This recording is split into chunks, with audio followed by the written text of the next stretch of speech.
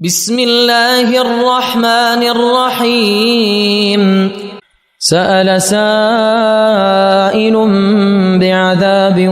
واقع للكافرين ليس له دافع من الله ذي المعارج تعرج الملائكة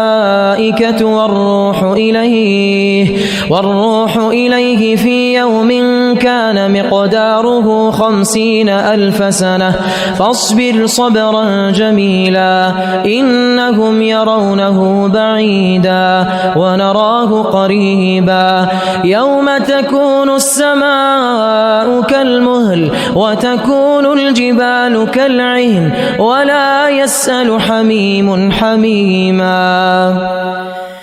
يبصرونهم يود المجرم لو يفتدي من عذاب يومئذ ببنيه وصاحبته وأخيه وفصيلته التي تؤويه ومن في الأرض جميعا ثم ينجيه كلا إنها لظى نزاعة للشوى تدعو من أدبر وتولى وجمع فأوعى إن الإنسان خلق هلوعا إذا مسه الشر جزوعا وإذا مسه الخير منوعا إلا المصلين الذين هم على صلاتهم دائمون والذين في أموالهم حق معلوم للسائل والمحروم والذين يصدقون بيوم الدين والذين هم من عذاب ربهم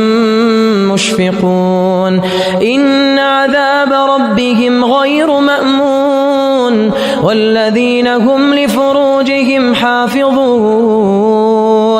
إلا على أزواجهم أو ما ملكت أيمانهم فإنهم غير ملومين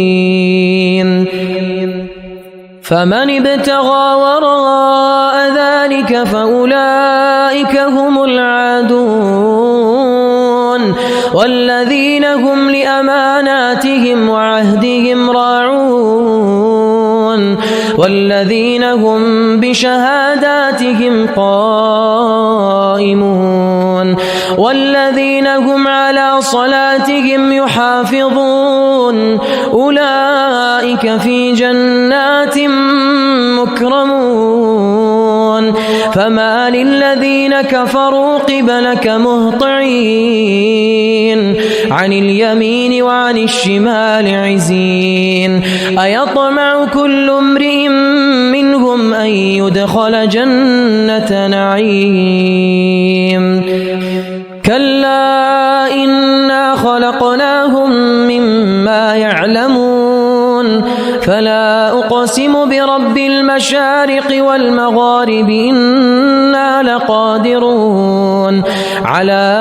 أن نبدل خيرا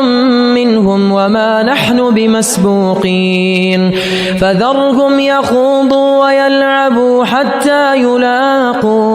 حتى يلاقوا يومهم الذي يوعدون يوم يخرجون من الأجداث سراعا كأنهم إلى نصب يوفضون خاشعة أبصارهم ترهقهم ذلة ذلك اليوم الذي كانوا يوعدون